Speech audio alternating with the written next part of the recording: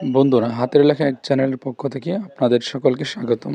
আজকে আমরা শিখব কিভাবে কোনো প্রতিষ্ঠান থেকে ছুটির জন্য আবেদন করতে হয় সেই নিয়ম।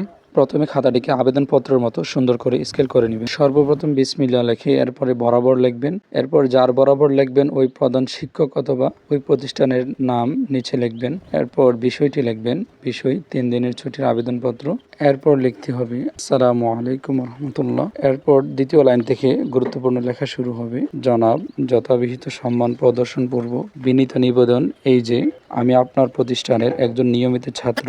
আমার আম্মু অসুস্থ হওয়াতে তার সেবা করার জন্য আগামী 12/6/26 ইং থেকে 15/6/26 ইং পর্যন্ত 3 দিনের ছুটির প্রয়োজন ইত্যাদি বিষয় অথবা আপনার যেই কারণে ছুটির প্রয়োজন ওই কারণটি সুন্দর করে এখানে গুছিয়ে লিখবেন এবং তারিখটা অবশ্যই দেওয়ার চেষ্টা করবেন। যেমন এখানে যেভাবে তারিখ দেওয়া হয়েছে ওইভাবে দেওয়ার চেষ্টা করবেন। আপনার যতদিন ছুটির প্রয়োজন ওইটা লিখবেন আপনি।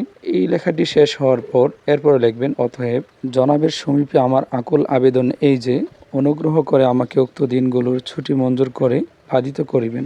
অথবা আপনি চাইলে আপনার মতো করে সাজিয়ে গুছিয়েও লিখতে পারেন। এরপর এই লেখাটা শেষ হওয়ার পরে সর্বশেষ নিজে যে আবেদনকারী ওনার নাম লিখবেন, নিবেদক। আমি এখানে একটা নাম লিখে দিলাম, নিবেদক মোহাম্মদ আরাফাত হাসান, 6ষ্ঠ অথবা 10ম শ্রেণী। তারিখ নিচে তারিখ দিয়ে দেওয়া হয়েছে। বন্ধুরা, আশা করি এই কষ্ট করে লেখাটি বৃথা যাবে না। আপনারা চ্যানেলটি সাবস্ক্রাইব করে নেবেন। পরবর্তীতে কোন বিষয়ের আবেদনপত্র দেখতে চান কমেন্ট করে জানাবেন। সাথে থাকবেন। ধন্যবাদ।